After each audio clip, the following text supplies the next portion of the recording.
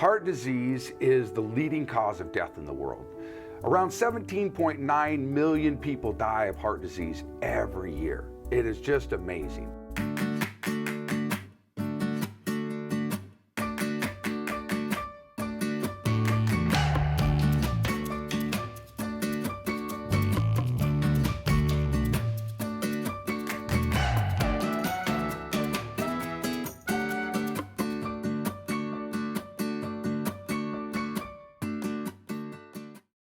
My name is Jim Reynolds, and I'm with Ultimate Mission. And what we do is we train medical missionaries around the world to reach their communities through health. And so one of the things we want to talk about today in this video is heart disease and how we can help people and help ourselves to live longer, to not get this heart disease. Now, I have with me today Lynette Holmes, who is a registered nurse, and Lynette has lived in Africa for, I think, was 7 years, and where she taught nutrition and ran a clinic over there. Now, you've also taught nutrition here in the United States with Adventist Health. So today we want to talk about heart disease a little bit because this is a huge, huge problem, both here in the United States and around the world. So what are some of the main causes of heart disease, of this big killer? Well, heart disease is caused by our diet, what we're eating, and actually what we eat affects our blood vessels. Heart disease is caused by a narrowing of the blood vessels, and it's a buildup of plaque and oils in the blood vessels. And so this is a real problem because it takes a while to correct it, but you can do it. You can correct it. So like it's like my blood vessel's like a hose, and if I start getting a smaller and smaller hose, it's harder and harder for the water or the blood to go through. Yes, and our blood vessels were designed to be elastic, so they open and they contract a little bit as the heart is beating. They will open and contract, but as this buildup lines our blood vessels, they get, just like you said, like a pipe, and they're very rigid and they don't move, and they're not elastic anymore. So our diet and then lack of exercise, because when we exercise, it makes our blood vessels open and close. So if we don't exercise, they get hardened, like you say. Yeah, it's really twofold, diet and exercise. There's a lot of guys that have a heart attack when they go hunting. And the thought is because all year you're not really exercising, but all of a sudden you're walking up and down in the mountains, maybe carrying a deer or an elk, and people have a heart attack right then and there because they're not used to that exercise. You know what else causes it? I grew up in Minnesota, and in the wintertime when the snow comes and everybody has to shovel the snow, people would die of heart attacks. It was pretty sad. I remember when a friend of my dad's died from a heart attack shoveling snow. So the main causes of heart disease and stroke is hunting and snow shoveling, right? Well, we've become a little bit more sedentary. We've critiqued this a little bit more, and we know that now it is the diet that we eat, and it's the buildup of this plaque and cholesterol in our blood vessels. And so, really what causes these diseases is a poor diet. That's number one. And then lack of exercise, and also obesity. We really need to try and keep our weight. Would you believe they suggest that we try and keep our weight about what we were when we were in college? No, boy, yes. Wouldn't that be nice? That would be good. And it's harder and harder as you get older because your metabolism slows down. And it's a vicious cycle as well, because as you gain weight, it's harder on your joints, your knees, your ankles. So it's harder to exercise as you gain weight. Yeah. And so it's harder to burn more calories. Yeah, so you really have to be vigilant and try and keep this in check your whole life. Oh, it's a tough It's really, thing. really hard. It really is. I hate those people that can eat as much as they want and never gain a pound. Yep, there are those people. I know them too. Yeah, I do too, but I'm not one of them. So what is the best diet to prevent heart disease? Well, you need a diet that is really high in fruits and vegetables. Did I say that before? Yes. Anyway, fruits and vegetables are the two things that can fill us up because they have lots of fiber in them, and they will kind of keep us from feeling the need for a lot of foods that aren't healthy for us. And again, when I talked about the full plate, let's make another plate. We're going to make a circle, divide it into 4 pieces. Half of this should be fruits and vegetables, and the other half is going to be divided in two, and one will be protein, and the other one will be whole grains and whole grains, yeah. So vegetables, I mean, they would hardly have any calories at all. I can pretty much eat all the vegetables I want. Exactly. Yeah. Yeah, it's the fats and the oils, which we can have in moderation, but we have to be really careful with it. And also you can't add too much salt. Right, Okay, yes. so when I cook food, I don't put any salt in my food. I just sprinkle it on the top. Somehow that makes you feel a little bit satisfied when you can taste it on the top. But if you put it in the food, then it is all absorbed in the food and you end up using more. Oh, that is an interesting. I have never heard that before. So that's very cool. So just instead of adding it and mixing it in, right before you serve it, just sprinkle a little on the top. Yeah, but now if you're baking something, like when I bake my own bread, when I bake bread, you've got to put a little bit of salt in it. Yeah. If I skip the salt, it really rises good, but my husband said, oops, this doesn't taste right.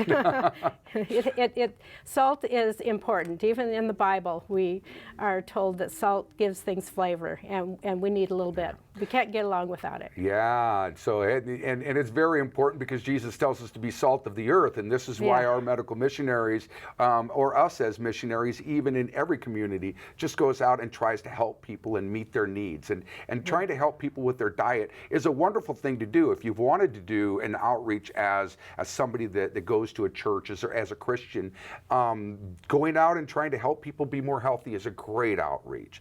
So tell me, Lynette, what are some of the foods that I should avoid? Well, processed foods. Okay. Any food that comes in a crinkly package. Okay. If it's packaged and it's been processed, if you want to eat just a tiny bit of it, but it can't be your diet because that's really going to, it usually has a lot of fat in it. Even sometimes the things have a lot of sugar added to them. It's processed. Processed meats are one of the worst because they have a lot of salt in them. Right. And so, well, I've noticed on that subject, though, I've seen cans of even chili, so that have like 5,000 milligrams of salt in a can. And if you have any type of heart disease, you should be, or high blood pressure, you shouldn't have over 1,500 milligrams a day, as I understand it. Yeah. So I mean, you could get that in one meal at McDonald's. So, but yeah, any canned foods and stuff like that, read the package because there's a ton of salt, and because it's a great preservative that can have a long shelf life with a bunch of salt. That's exactly true. And so we have to try to make our own food.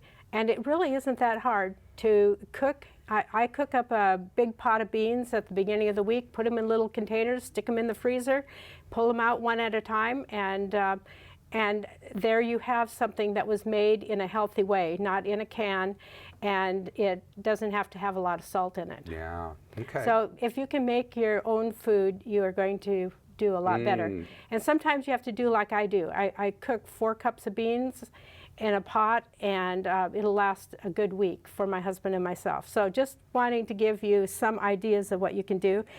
And then another thing you need to really be careful of is sugar and oil.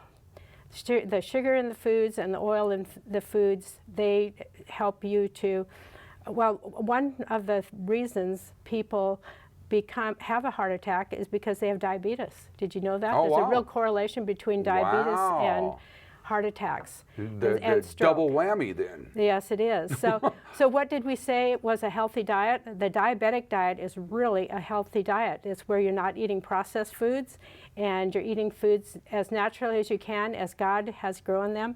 So that is also true for heart disease and for strokes. Oh, okay. Just eat things fresh out of the garden. Just keep that thought in mind. You can't always do it, but no, it is. But when you can, that's best as much as possible. Yeah. So now I have always heard that breakfast is very important when it comes to diet. Yes, there is the saying that you should have breakfast as a king, dinner Well, I don't know what you call your next meal. You know, I grew up in Minnesota, and we called it supper. Well, we called dinner and then supper, and other people change it around. Okay, so I'm going to say the first meal of the day should be a big one, and because all night you have fasted, and that's what the word breakfast means, breaking the fast. So the breakfast should be the biggest one, and then the middle meal that you eat should be moderate, and then your evening meal should be little.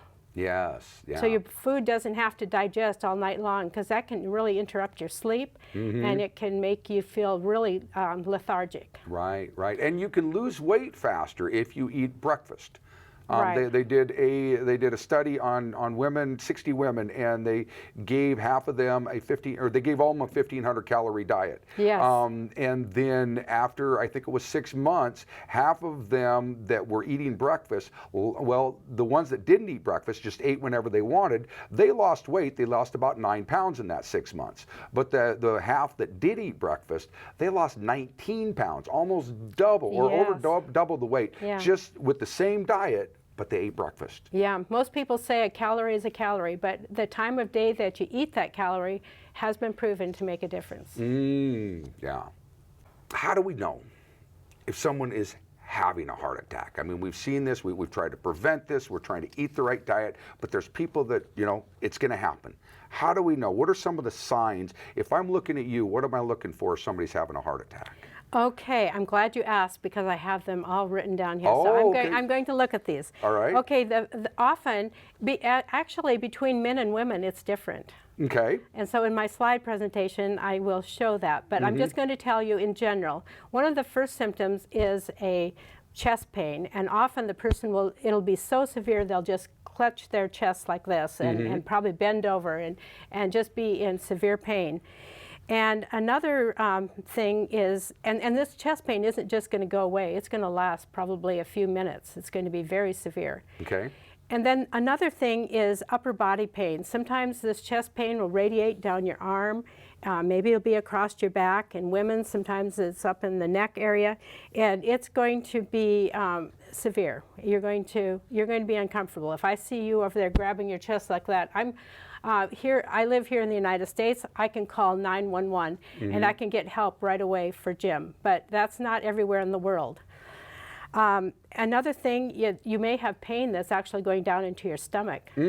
And so that's really hard to diagnose, because a lot of times people have acid in their stomach and it kind of goes up into the esophagus. Right. And it's in the chest area, and people will mistake this stomach pain for chest pain. Start taking antacids, thinking it's acid reflux. They'll think that that's what it is. But it can be a symptom of a heart attack as well. So that's a really difficult one. Shortness of breath. It might be very difficult for this person to breathe, and they may be very short of breath. And one of the big ones is anxiety. Oh, okay. You'll be very anxious. You feel ominous. You feel like something bad is going to happen. Yeah, you do. Yes. Yep. And you could be lightheaded. You could feel pressure in your chest. You could feel faint. Those are also symptoms. But another big one is sweating. This person will probably start having beads of sweat on their face and their neck, and they'll just be profusely sweating. And then there can also be nausea and vomiting. That kind of goes along with the stomach pain. There could be nausea and vomiting, and which is a symptom of many different diseases. So that by itself would really be a difficult one to diagnose a heart attack. Sometimes you feel like your heart is skipping beats. There's heart palpitations. Okay. And you can actually feel that within your body, even though your heart, when it's beating irregularly, you can actually feel that. And so you need to get help immediately. But do you know what happens when somebody has a heart attack? They usually say, "Oh, I'm just fine. I'm going to be fine. I'm going to be fine. Don't call 911. I'm going to be fine." But you need to get emergency help right away, because this person could be, his life may be saved by getting help right away. Right. Now, I had a gentleman have a heart attack, start having a heart attack in front of me, and his left arm went numb. Yep, and that was the indicator there, and he was having chest pains, and the left arm went numb. Yeah, it's usually the left arm, because this is where your heart is, and it'll go down your left arm. Now, when it comes to stroke, because this is all related, now, what are some of the symptoms of when people are having a stroke? Okay, what you have to know when somebody's having a stroke is you have to remember, be fast. Mm-hmm. And one of the things about a stroke is if you are fast, you can prevent some of the long-lasting effects of that stroke. The paralysis and being paralyzed and all that kind of stuff. Right. Yes. The sooner you get help, the less likely you are to having long-lasting consequences. Okay, so what does B stand for? Okay, remember we did, if you watched the creation video, we said that B stood for another word, and it was an acronym, you're right. Balance, so B is balance. I might start to lose my balance. And E is for eyesight. You can lose your eyesight. Okay. And you could lose just a partial part of your eyesight. It might just be half of your field of vision. So it kind of depends on where the stroke is. Strokes actually are affecting your brain, whereas heart attacks are affecting your heart. So this is a blood clot that has gotten loose and it has traveled to your brain. But there are some strokes that are a little bit different, but we're just going to say that.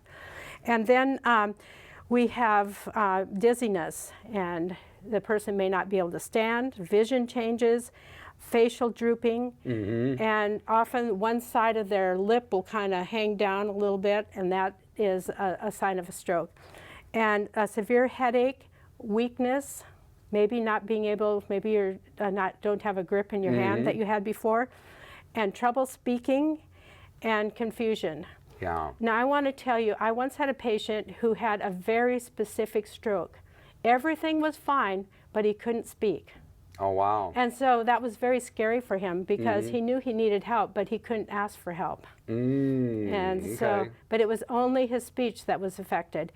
And I had another lady, I was at her house, and I felt really bad because I didn't call emergency help right away. She got help, but I was at her house, and she said, you know, I can't, I'm having trouble with my speech.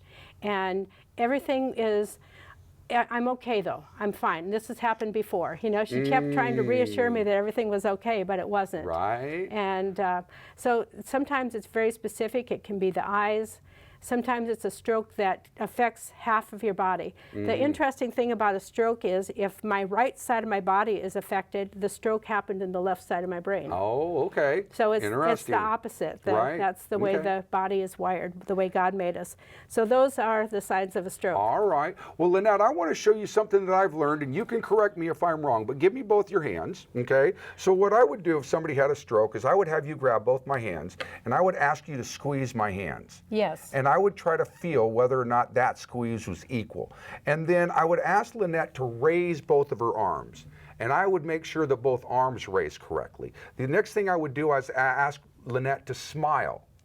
And I'd see that both sides of her mouth would raise equally. And then I'd ask Lynette to raise her eyebrows. And I'd see that both sets of the eyebrows, or both eyebrows, raised correctly. And then I would ask Lynette to tell me the days of the week. And through all those, I could feel pretty comfortable of telling whether or not somebody had a stroke. Is there something I missed in there, Lynette? No, that's exactly right. I'm just thinking on this Be Fast. You're covering everything. You're covering the eyes. The first was the balance. You know, are your arms moving equally? And facial drooping, when you're asking somebody to smile. Arm weakness, that would be with the hands. And speech difficulty, asking somebody to say the days of the week. So you've covered everything. That was very good. Well, my dad had a stroke, and so I had, and he was having TAs, which are smaller strokes. Yeah, and it used to not be, doctors weren't concerned about it, but it's very concerning now. So I had to learn a lot about stroke during that time. It was, So very good. Well, I hope you were able to learn something today, and I hope that you can help prevent strokes. And remember, Be Fast means get people to the doctor as quickly as possible if you suspect a stroke. There are something called clot-busting drugs that can help people so that they're not paralyzed afterwards. Their brain can still work good afterwards. But you got them to get them to the doctor within 2 hours. So get them as quickly as possible. So thank you very much. This is one more of our nutritional videos that we had. And if you want to see more, just hit the subscribe button below. video and hit like and share and all that good stuff. We'd love to have you share this with your friends. But thank you very much for joining us today. Have a wonderful day, and God bless. We would love for you to be a part of our Ultimate Mission family. Please subscribe to our channel, watch our videos, like and share our videos, donate if you would like. Let's work together to spread the gospel of Jesus Christ to the world.